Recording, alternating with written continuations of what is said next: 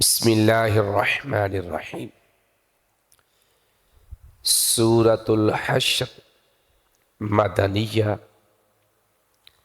اس سورہ مبارکہ کی اب تک 9 آیات ہم پڑھ چکے ہیں۔ آج آیت نمبر 10 کو پڑھیں گے۔ فرمایا والذین جاءوا من بعدہم،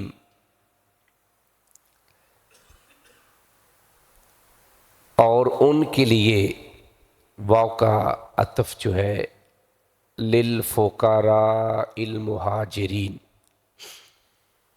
جس مال فے کی تقسیم کا تذکرہ اس سورہ مبارکہ میں ہو رہا ہے۔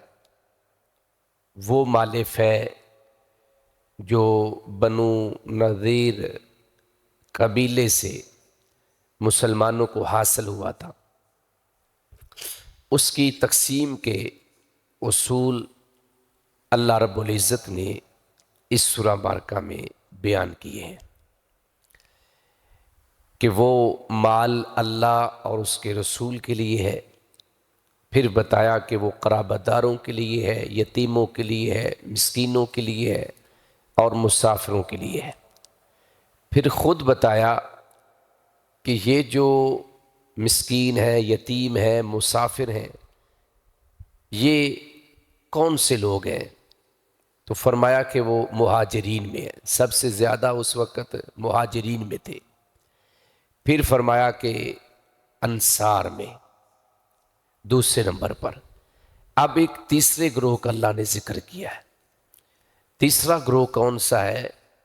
اور وہ جو جاؤ آئے من بعدہم، ان کے بعد، ان کے بعد یعنی مہاجرین اور انصار کے بعد، جس میں تابعین، تبع تابعین اور قیامت تک آنے والے مخلص مومن شامل ہیں، جس کی وضاحت خود قرآن کر رہا ہے۔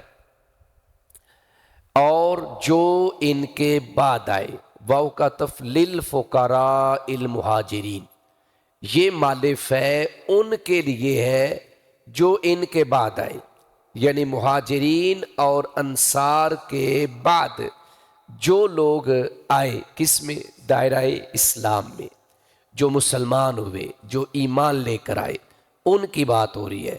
تو ان میں اگر یتیم پائے جائیں گے، فقراء پائے جائیں گے، مسکین پائے جائیں گے، مسافر پائے جائیں گے، تو مال فے جب جب بھی حاصل ہوگا ان کو بھی حصہ دیا جائے گا۔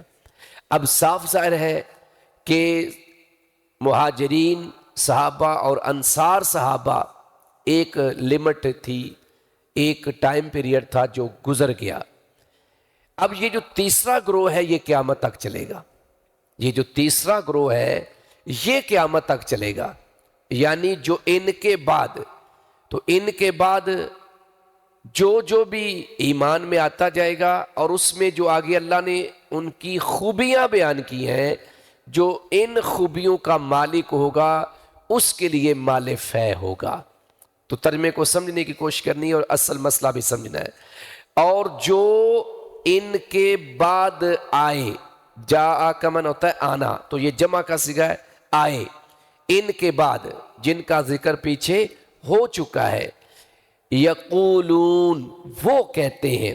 اب یہ جو بعد میں ایمان لائے ہیں یا قیامت تک ایمان لاتے رہیں گے، ان کی پہلی خوبی یہ ہے کہ وہ کہتے ہیں، وہ کہتے ہیں ربنا، اے ہمارے رب، اے ہمارے رب، اغفر، اس کو ہم اگر الگ پڑھیں تو یہ امر کا صیغہ ہے اور یہ اغفر لفظ ہے، تو ہمیں معاف کر دے۔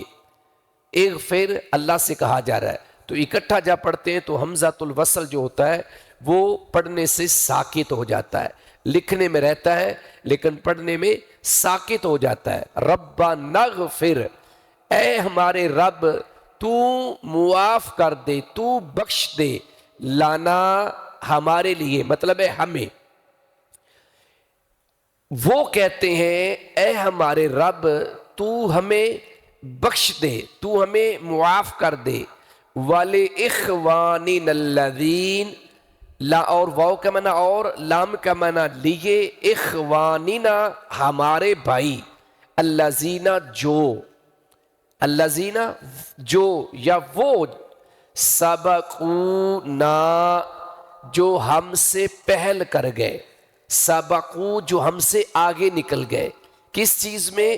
بالایمان، ایمان کے ساتھ، یعنی ایمان میں۔ پہلی خوبی ان لوگوں کی یہ ہے جو مہاجرین اور انصار صحابہ رضوان اللہ علیہم اجمعین کے بعد اسلام میں داخل ہوئے، ایمان لائے، اسلام کو قبول کیا، ان کی پہلی خصلت یہ ہے کہ وہ صحابہ کو، مہاجرین کو، انصار کو ایمان والا مانتے ہیں، ان کے ایمان پر شک اور تردد کا شکار نہیں ہوتے، بلکہ اپنی زبان سے کہتے ہیں کہ اللہ یہ وہ لوگ ہیں جو ایمان میں ہم سے سبقت لے گئے، جو ایمان میں ہم سے سبقت لے گئے، لہٰذا ہم دعا کرتے ہیں کہ اللہ ہمیں بھی بخش دے اور ان کو بھی بخش دے، اللہ ہمیں بھی بخش دے اور ان کو بھی بخش دے۔ اللہ اکبر۔ صحیح مسلم کی روایت ہے، حضرت عائشہ رضی اللہ عنہا فرماتی ہیں اپنے بھانجے حضرت عروہ بن زبیر رضی اللہ عنہ کو کہا، اے میری بہن کے بیٹے، یعنی اے میرے بھانجے، اے میرے بھانجے، ان لوگوں کو حکم دیا گیا تھا، یہ اس وقت کی بات کر رہی ہیں امی عائشہ رضی اللہ عنہ جب فتنے جو ہیں وہ رونما ہو چکے ہیں، جب صحابہ میں اختلاف ہوا اور ایک تیسرا فریق جو ہے وہ اس سے فائدہ اٹھا رہا تھا اور وہ صحابہ کی زندگیوں کو متنازع بنا رہا تھا، ان کی سیرت کو داغدار کرنے کی کوشش کر رہا تھا، تبرہ بول رہا تھا، تو کہا ان لوگوں کو تو حکم دیا قرآن نے کہ تم نے اپنے سے پہلے ایمان والوں کے لیے اللہ سے استغفار کرنا ہے، تو یہ استغفار کرنے کے بجائے انہی صحابہ کو گالیاں دینا شروع ہو گئے، یعنی ان کو حکم یہ دیا گیا تھا اور یہ قرآن نے کہا ہے۔ لہٰذا جو بعد والے مسلمان ہیں، اگر وہ صحابہ اکرام مہاجرین ہوں، انصار ہوں، نبی علیہ الصلوۃ والسلام کی زندگی میں آخری لمحے تک جو دائرہ اسلام میں داخل ہو گیا، آپ کو حالت ایمان میں پایا اور پھر مرتے دم تک ایمان پر قائم رہا، اس کا نام صحابی ہے رضی اللہ عنہ۔ حافظ ابن حجر اسقلانی نے اس کی جو تعریف اور ڈیفینیشن کی ہے وہ یہی ہے کہ من لقی النبی وہو مؤمن، جس کی ملاقات اللہ کے پیغمبر علیہ الصلوۃ والسلام کے ساتھ ہوئی اور وہ آپ پر ایمان لے آیا، نمبر ایک، وَمَاتَ عَلَى الْإِسْلام، اور اس کی موت بھی اسلام پر ہوئی ہو، اس کا نام صحابی ہے۔ بعض لوگ وہ چکمہ دینے کی کوشش کرتے ہیں اور کچھ مرتدین کا، منافقین کا ذکر کرتے ہیں کہ دیکھیں بھی وہ فلاں بھی تو ایمان لایا تھا، فلاں بھی کلمہ پڑھ چکا تھا، تو وہ بھی تو صحابی ہے۔ تو صحابی کی جو تعریف ہے وہ کیا ہے کہ ایمان قبول کیا اور پھر حالت اسلام میں اس کی موت ہوئی۔ ایک بندہ 10 سال نمازیں پڑھتا رہا، 10 سال نیکیاں کرتا رہا، لیکن 10 سال کے بعد اگر وہ ارتداد کا شکار ہو گیا، مرتد ہو گیا، وہ صحابی نہیں رہا، یعنی اس کی موت اسلام پر نہیں ہوئی تو وہ صحابی نہیں ہے، اس میں نفاق آ گیا تو وہ صحابی نہیں رہا۔ لہذا صحابی وہی ہے جو ایمان لانے کے بعد اس ایمان پر مرتے دم تک قائم رہا، وہ صحابی ہے۔ باقی بطور انسان غلطی ہر انسان سے ہوتی ہے، اس لیے تو اللہ فرما رہے ہیں کہ ان کے لیے استغفار کی دعا کرنی ہے، ان کے لیے مغفرت کی دعا کرنی ہے، اللہ سے اپنے لیے بھی اور ان کے لیے بھی معافی مانگنی ہے۔ تو پہلی خوبی جو ہے، یہ جو تیسرا گروہ جس نے قیامت تک چلنا ہے، جس نے قیامت تک چلنا ہے، ان کی پہلی خوبی اللہ نے یہ بیان کی ہے کہ وہ اپنے سے پہلے ایمان لانے والے لوگوں کے لیے بخشش کی اللہ سے دعا کرتے ہیں۔ اب ہم سے پہلے پھر ان سے پہلے گویا کہ نبی کریم صلی اللہ علیہ وسلم کی زندگی تک، یعنی صحابہ کرام جو ہیں، میرے سے اوپر جتنے لوگ ہیں، جب ہم دعا کریں تو ہم جب یہ دعا کرتے ہیں تو اس میں یہ سارے لوگ اہل توحید، اہل ایمان شامل ہو جاتے ہیں۔ اور سب سے زیادہ اس آیت کے مصداق جو ہیں وہ کون ہیں؟ وہ مہاجرین اور انصار صحابہ ہیں، کیونکہ پچھلی دونوں آیات میں بات کن کی ہوئی ہے؟ مہاجرین کی اور انصار کی، مہاجرین کی اور انصار کی۔ اور تیسرے گروہ کا جب اللہ نے ذکر کیا تو کہا یہ وہ لوگ ہیں جو ان کے بعد آئے، جو ان کے بعد آئے، بعد میں مسلمان ہوئے نبی الاسلام کے دور میں، یا نبی الاسلام کے دور کے بعد مسلمان ہوئے، یعنی تابعین بنے یا تبع تابعین بنے، اور پھر اس طرح چلتے چلتے آج کے دور تک اور قیامت تک جو ایمان لائے گا وہ کیا ہے؟ من بعدہم، ان کے بعد ہے۔ اب وہ جب بعد میں ایمان لائے گا تو پھر وہ اللہ سے یہ دعا جب کرے گا تو گویا کہ وہ صحابہ کو مومن مانے گا تو دعا کرے گا۔ اگر وہ صحابہ کو مومن ہی نہیں مانتا تو پھر دعا کیسے کرے گا؟ اور جو لوگ صحابہ کو ایمان والا نہیں مانتے وہ اس کیٹیگری میں فال ہی نہیں کرتے۔ امام ابن کثیر رحمہ اللہ نے تفسیر ابن کثیر میں امام مالک رحمہ اللہ کا ایک قول نقل کیا ہے۔ انہوں نے کہا کہ وہ لوگ جو صحابہ کو گالیاں دیتے ہیں، یعنی رافضی وہ ہوتا ہے جو صحابہ پر طعن کرتا ہے، ناسبی وہ ہوتا ہے جو اہل بیت پر طعن کرتا ہے، اور یہ دونوں فریق ہی جو ہیں ان کا مسلمانوں کے ساتھ کوئی تعلق اور رشتہ نہیں ہے۔ تو جو بندہ صحابہ کو گالیاں دیتا ہے اس کا مال فے میں کوئی حصہ نہیں ہے، اس کا مال فے میں کوئی حصہ نہیں ہے، کیونکہ وہ ان دو پہلے گروہوں کا جو ذکر ہوا ہے ان کو ایمان والا نہیں مانتا۔ تو جو ان کو ایمان والا نہیں مانتا وہ تیسری کیٹیگری میں فال نہیں کرتا۔ جب تیسری کیٹیگری میں فال نہیں کرتا تو اس کو مال فے لینے کا کوئی حق حاصل بھی نہیں ہے۔ تو جب مال فے اس کو نہیں ملے گا تو اس کا مطلب ہے کہ وہ ایمان والے بھی نہیں ہے، وہ ایمان والے بھی نہیں ہے۔ اس لیے فرمایا اور جو ان کے بعد آئے، اور جو ان کے بعد آئے، جیسے سورہ توبہ دو دروس پہلے جب مہاجرین کا ذکر ہو رہا تھا تو میں نے آیت بیان کی تھی، آیت نمبر 100، والسابقون الاولون من المہاجرین والانصار۔ اب یہاں پہ مہاجرین اور انصار کا ذکر کرنے کے بعد کیا کہا؟ والذین اتبعوہم بإحسان، اور وہ جو ان کے پیچھے اچھائی میں لگے، یعنی نیکی کے راستے پہ چلے لیکن ان کی اتباع میں چلے، نیکی ویسے کر رہے ہیں جیسے صحابہ کرام نے کی، جیسے صحابہ کا طریقہ تھا، تو یہ لوگ بھی قیامت تک مراد ہیں۔ یہ دو آیات ایسی ہیں جس میں قیامت تک آنے والے اہل ایمان کا اللہ نے ذکر کر دیا ہے، قیامت تک۔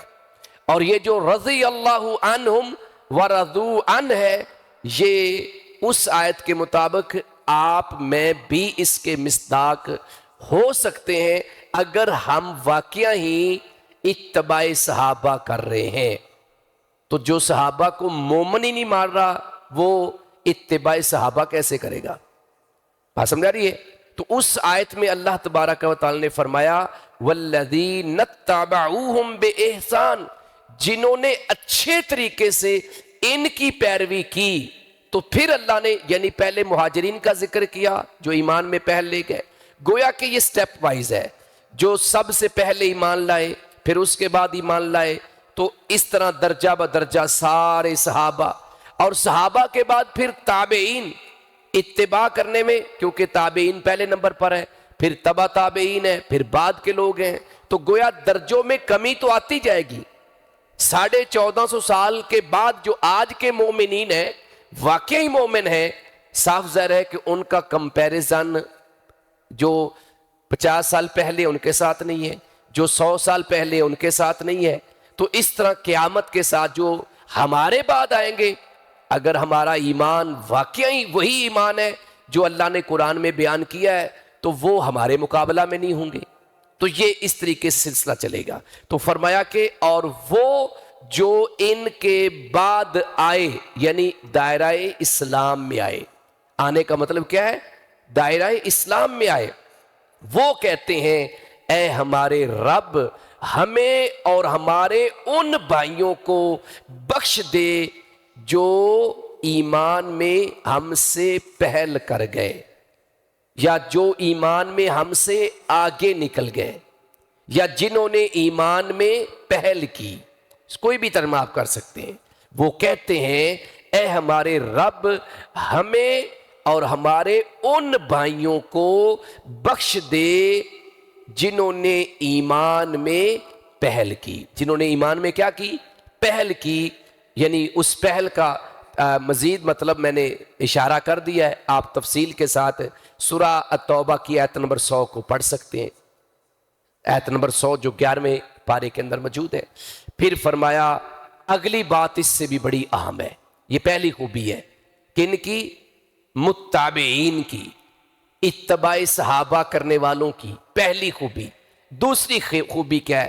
وَلَا تَجْعَلْ، اور تو نہ بنا، جعل یا جلو کو مطلب بنانا، تو نہ بنا، تو نہ کر، اللہ سے کہہ رہے ہیں، دعا کر رہے ہیں نا، نہ کر فی میں قلوبنا، ہمارے دلوں میں، ہمارے دلوں میں، غلہ، یہ کینہ کو کہتے ہیں۔ غلہ کا معنی کیا ہے؟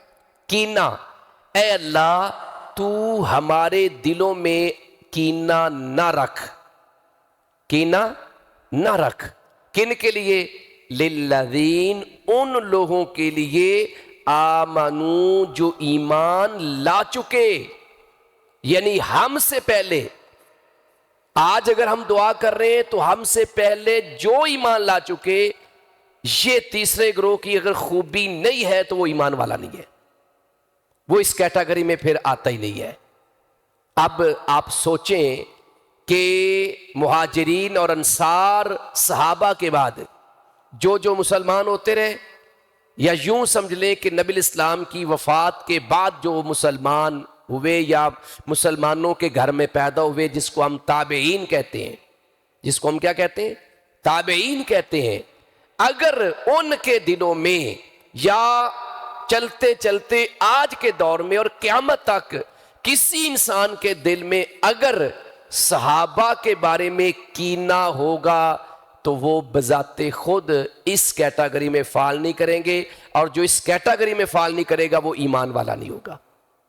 سیدھی سی بات ہے، یہ تو قرآن کا فیصلہ ہے، اس میں تو کوئی ابہام ہے ہی نہیں ہے کہ اگر ان کے دلوں میں کینہ ہے، اور یہ سب کو پتہ ہے کہ کتنے ایسے لوگ ہیں، بے شمار لوگ ہیں، بے شمار۔ ویسے تو ہم نے ایک ہی اسکول آف تھاٹ کو جانا ہے کہ وہ صحابہ کو گالیاں دیتے ہیں، لیکن حقیقت یہ ہے کہ جنہوں نے اپنے اوپر اہل سنہ کا لبادہ اڑا ہوا ہے وہ بھی صحابہ کے اوپر تان کرتے ہیں۔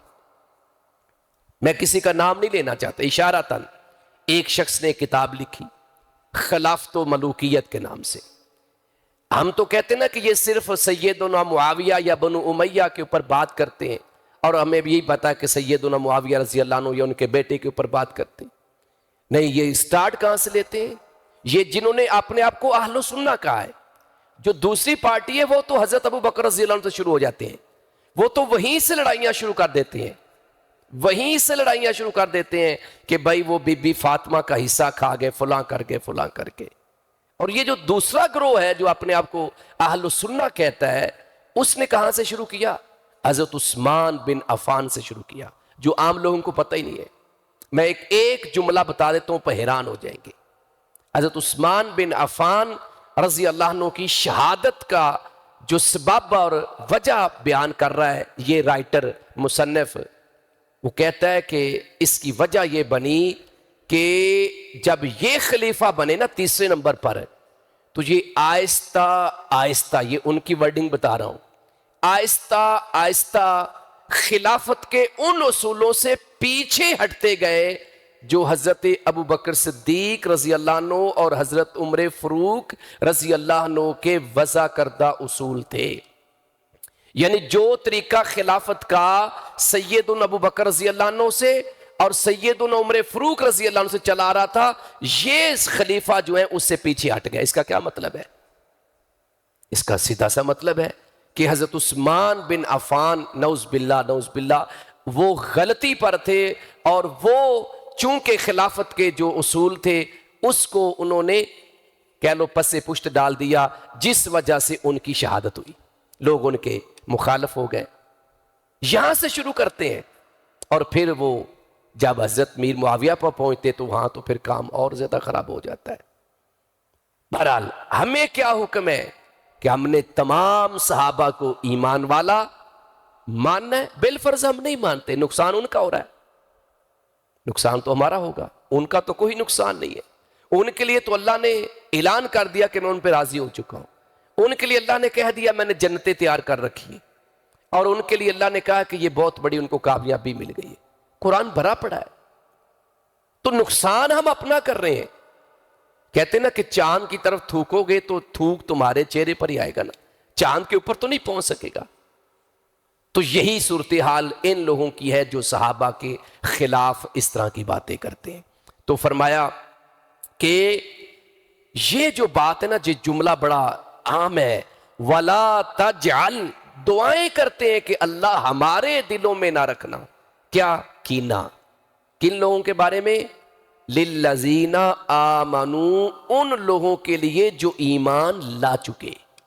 یعنی جب میں یہ دعا کرتا ہوں تو میں اپنے سے پہلے اہل توحید جو دنیا سے جا چکے ہیں یا بھی موجود ہیں لیکن میرے سے عمر میں بڑے ہیں، توحید والے ہیں، میں ان کی بات کر رہا ہوں. پھر ان سے اوپر، پھر ان سے اوپر چلتے چلتے صحابہ کرام رضوان اللہ علیہم اجمعین تک جتنے ایمان والے ہیں، جتنے توحید والے ہیں، میں ان کو جانتا ہوں نہیں جانتا، اللہ سے ایک ہی دعا کرتا ہوں کہ اللہ ان میں سے کسی بھی ایمان والے کے متعلق میرے دل میں کینہ نہ رکھنا.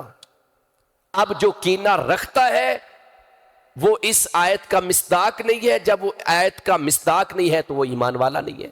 بات تو سیدھی سی ہے، یہ تو قرآن نے فیصلہ دیا ہے.